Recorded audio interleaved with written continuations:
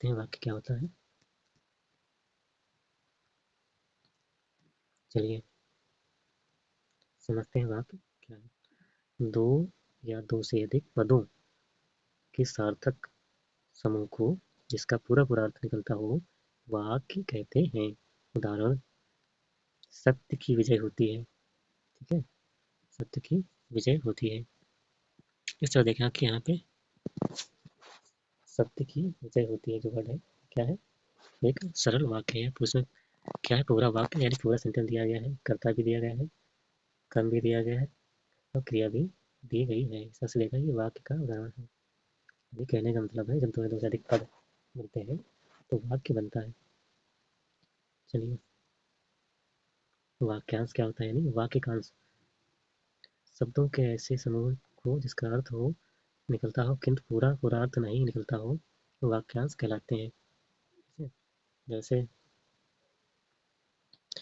दरवाजे पर तो अर्थ तो निकला, लेकिन ये पूरा वाक्य नहीं क्योंकि इसमें कर्ता कर्म क्रिया नहीं है।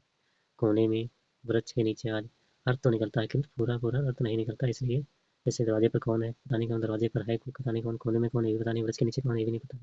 ऐसा पूरा अर्थ नहीं निकला, अर्थ तो निकल रहा है दरवाजे पे लेकिन पूरा अर्थ नहीं निकल रहा है कि दरवाजे पर कौन है। तो इस तरह से मैंने देखा वाक्य क्या होता है, दो पदों के योग से मिलने वाले शब्द को वाक्य कहते हैं। वाक्यांश का है जिसमें अर्थ तो निकलता हो जबकि पूरा अर्थ ना निकलता हो तो क्या हो जाएगा, वाक्यांश हो जाएगा, वाक्य का अंश हो जाएगा। ठीक है, अगला देखते हैं वाक्य के तत्व यानी एलिमेंट ऑफ सेंटेंसेस।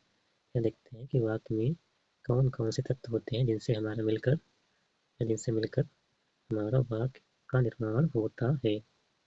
चलिए वाक्य तत्व समझते हैं क्या है। वाक्य के दो अनिवार्य तत्व होते हैं, जैसे पहला है उद्देश्य, इसको इंग्लिश में क्या बोलते हैं, सब्जेक्ट। क्या बोलते हैं, सब्जेक्ट। अगला है विधेय, इसको इंग्लिश में क्या बोलते हैं, प्रेडिकेट। यानी जिसके बारे में बात की जाए उद्देश्य कहलाता है, यानी जिसके बारे में बात हो रही है वो क्या उद्देश्य, और जो बात देश के बारे में की जाती है वो क्या कहलाता है, वो विधेय कहलाता है। उदाहरण के लिए जैसे उदाहरण के लिए समझते हैं, राधा नाच रही है। तो क्या है, राधा नाच रही है, तो राधा में क्या हो जाएगा, ये हमारा क्या हो जाएगा, ये हमारा उद्देश्य हो जाएगा, उद्देश्य। और ये नाच रही है क्या हो जाएगा, ये हो जाएगा विधेय। इस तरह से देखा। अब देखते हैं यहाँ दूसरे के साथ में वो समझ लेते हैं वाक्य में और क्या चीजें होती हैं, जैसे सीता सीता खाना खा रही है।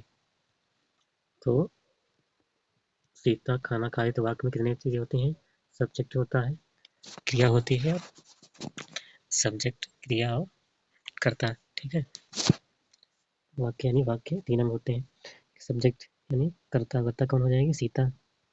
क्रिया क्या हो जाएगी, खाना, ये क्या है, क्रिया। खाना क्या हो जाएगी, क्रिया, क्या कर रही है,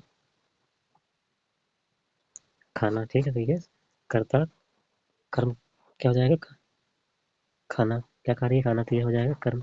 यानी कह सकते हैं ये वाक्य में, कह सकते हैं कि वाक्य में कर्ता होता है प्लस क्रिया होती है प्लस क्या होता है, कर्म होता है। ठीक है, अब देखते हैं वाक्य भेद, वाक्य कितने भेद होते हैं, चलिए समझते हैं वाक्य के भेद।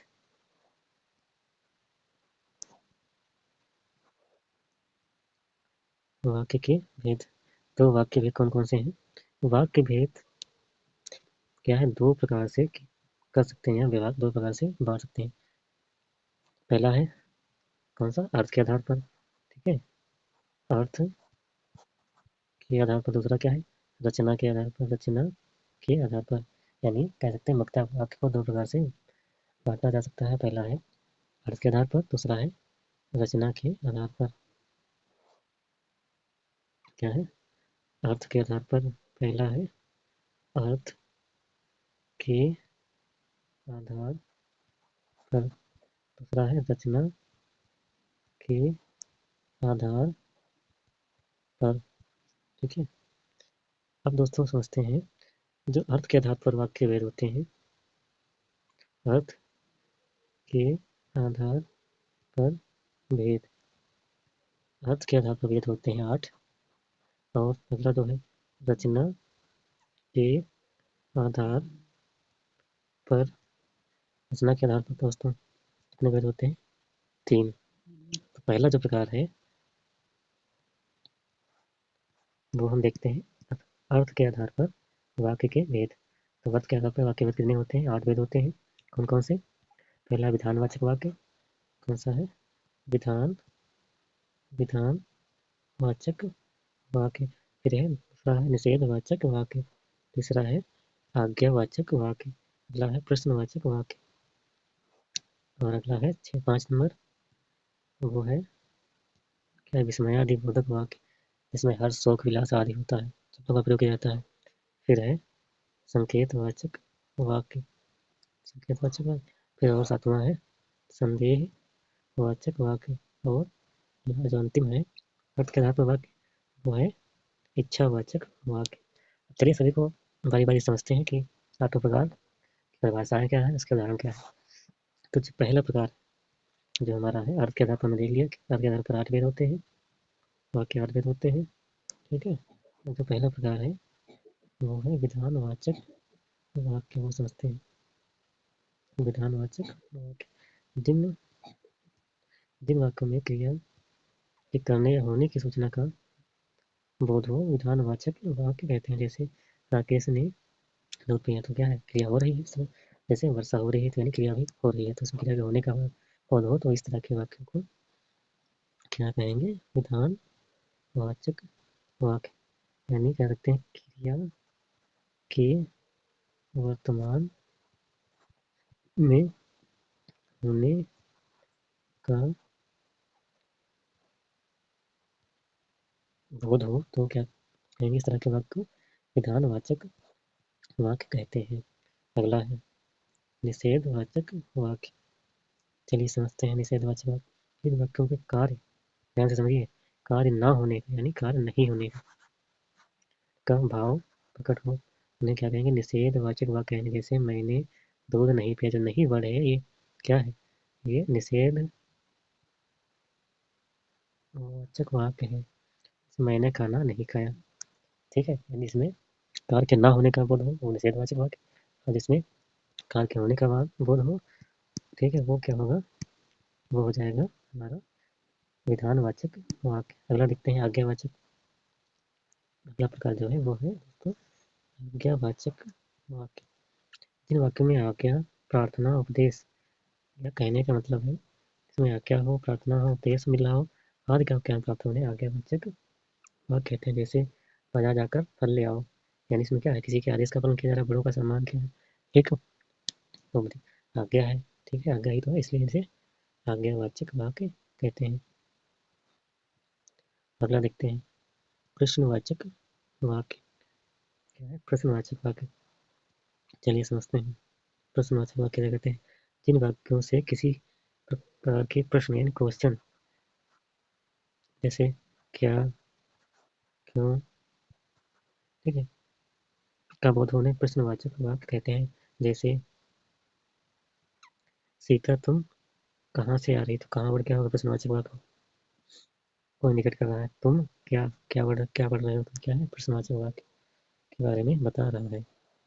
अगला जो प्रकार है चलिए वो समझते हैं, वो क्या है? इच्छावाचक प्रकार। तो समझते हैं इच्छावाचक प्रकार क्या होता है। चलिए देखते हैं इच्छावाचक प्रकार। जिन वाक्यों से इच्छा, आशीष, शुभकामना आदि का ज्ञान होता है, उन्हें इच्छावाचक वाक्य कहते हैं।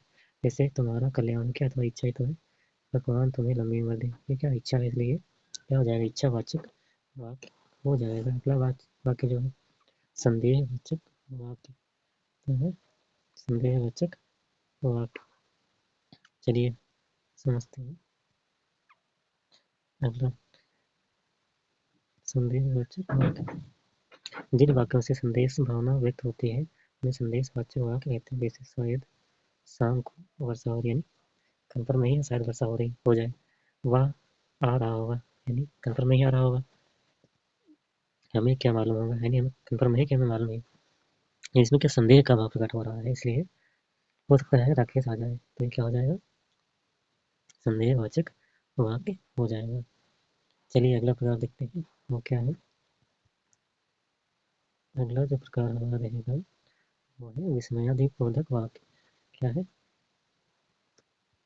विस्मयादि विस्मयादिबोधक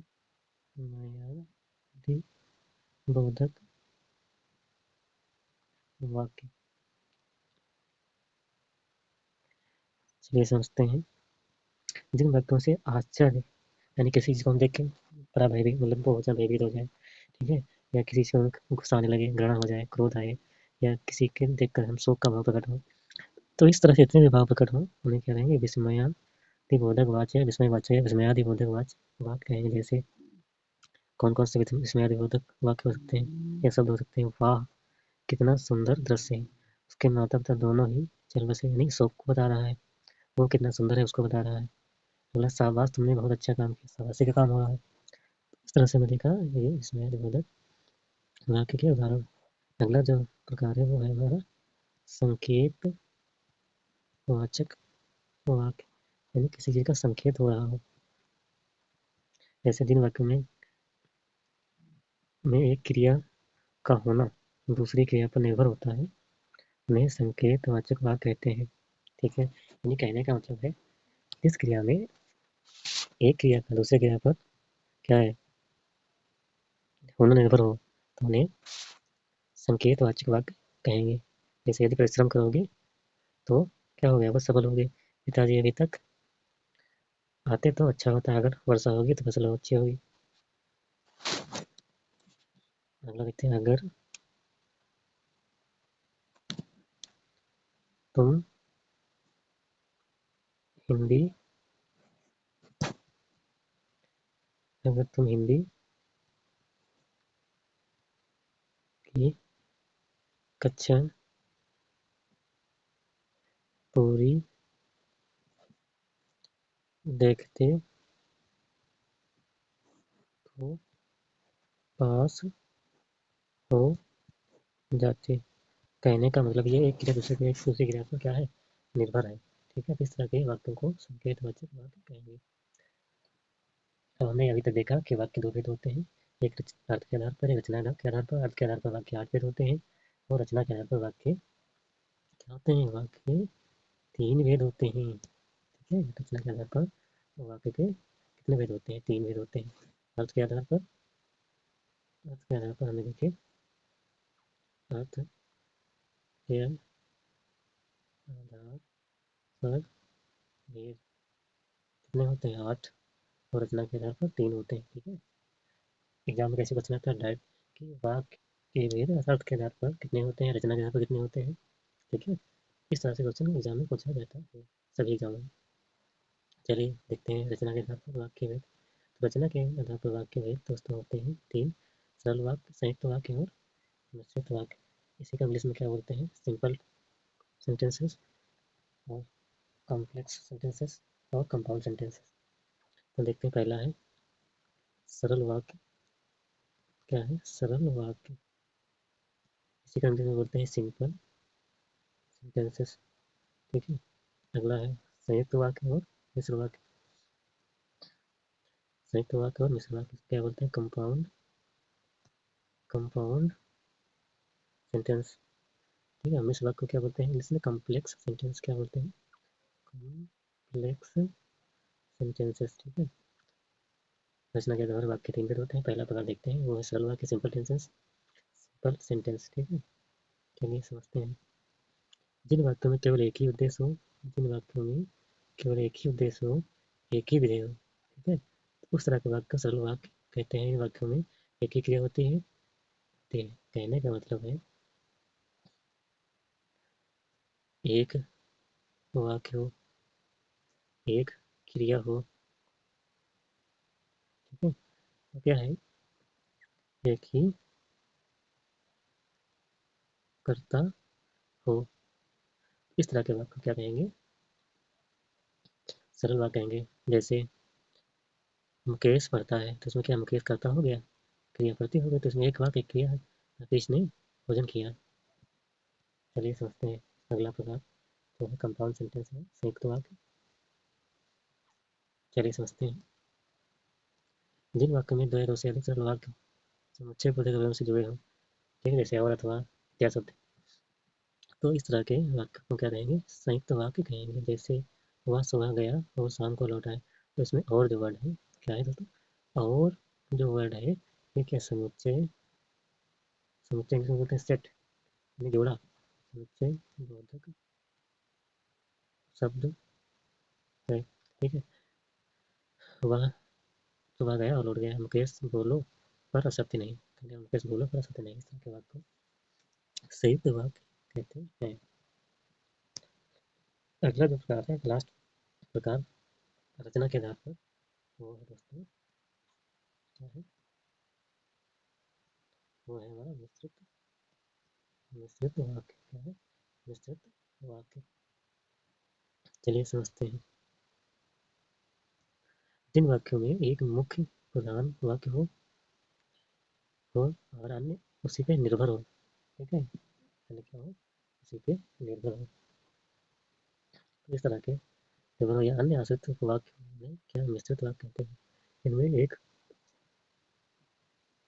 मुख्य उद्देश्य और मुख्य उद्देश्य के अलावा एक से अधिक समाप्त क्रियाएं होती हैं। जैसे जो ही दवा पी वह सो गया, यदि परिश्रम करोगे तो उत्तीर्ण हो जाओगे, मैं जानता हूँ कि तुम्हारे अक्षर अच्छे नहीं बनते। अगला देखते हैं।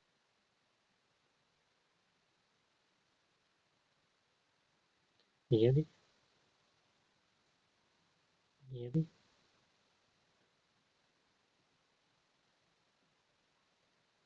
वर्षा होगी तो फसल अच्छी होगी, ठीक है। कहने का मतलब है एक इसमें मुख्य वाक्य, यदि वर्षा होगी तभी फसल अच्छी होगी, अगर वर्षा नहीं होती है तो फसल क्या है, होगी अच्छी नहीं होगी। चलिए दोस्तों देखते हैं इसका अगला टॉपिक। ये तो हमने देख लिया वाक्य होता है, वाक्य में दो भाग होते हैं, वाक्य में तीन चीजें होते हैं, कर्ता कर्म क्रिया, वाक्य दो अंग होते हैं, सब्जेक्ट उद्देश्य विधेय, ठीक है। ठीक है, उद्देश्य क्या हो जाएगा, जैसे राम ने खाना खाया तो खाना खाली विधेय हो गया, उद्देश्य राम हो गया, ठीक है। वाक्य दो प्रकार होते हैं, रचना के आधार पर, और रचना के आधार पर तीन वाक्य होते हैं, जब भी हमने देखा है रचना के आधार पर तीन होते हैं, सरल, संयुक्त और मिश्र, ठीक है। सरल वाक्य जैसे एक क्रिया हो, एक कर्ता हो, एक ही विधेय हो, ठीक है। जैसे सरल फिल्म देखती है, उसने मुझे देखा, राधा और कृष्ण धीरे नाच रहे हैं, बिजली चमकती है, इस तरह से देखा सरल वाक्य एक उद्देश्य एक विधेय संयुक्त वाक्य कहलाता है। और संयुक्त वाक्य होगा दो संयोजकों के द्वारा सेट के द्वारा जुड़ा हो, दो योजक दो वाक्य, ठीक है। किंतु परंतु अतः और एवं अन्यथा अथवा या तो ना तो लेकिन इत्यादि शब्दों के साथ जुड़ा हो, अगर शब्द कोई हो या वाक्य कोई हो, इस तरह के वाक्य को क्या कहेंगे, संयुक्त संयुक्त वाक्य कंपाउंड सेंटेंस कहते हैं। और जो मिश्रित वाक्य मिश्र वाक्य आश्रित वाक्य क्या है, जैसा वैसा जी वहीं जब तक क्योंकि यदि तो अगर तो जिधर उधर परिणाम स्वरूप, ठीक है, जैसी करनी वैसी बनी, या वही लड़का जिसने सहायता की, ठीक है, इस तरह से। संयुक्त वाक्य होता है जिसमें योजकों या सेट के द्वारा जुड़े होते हैं, और अथवा यही वही किंतु, ठीक है। मिश्र वाक्य जैसा वैसा जी हाँ वहाँ तब, क्योंकि एक क्रिया दूसरे में क्या होती है, आश्रित होती है। अगला प्रकार तो हम पढ़ चुके हैं, जो दिखते हैं, जैसे संदेहवाचक, प्रश्नवाचक, आज्ञावाचक, संकेतवाचक, न्यायवाचक, विधानवाचक, ठीक है। संदेहवाचक वही शायद आज बारिश हो, ठीक है, पढ़ चुके हैं। आप अगर आ सकता है तो आप इसका स्क्रीनशॉट ले लीजिएगा, ठीक है। मैं इसके अगले टॉपिक के चलना चाहूँगा। रचना के आधार पर तीन भेद याद रखना है, और उसके आधार पर आठ भेद होते हैं, ठीक है। ये कुछ इस तरह से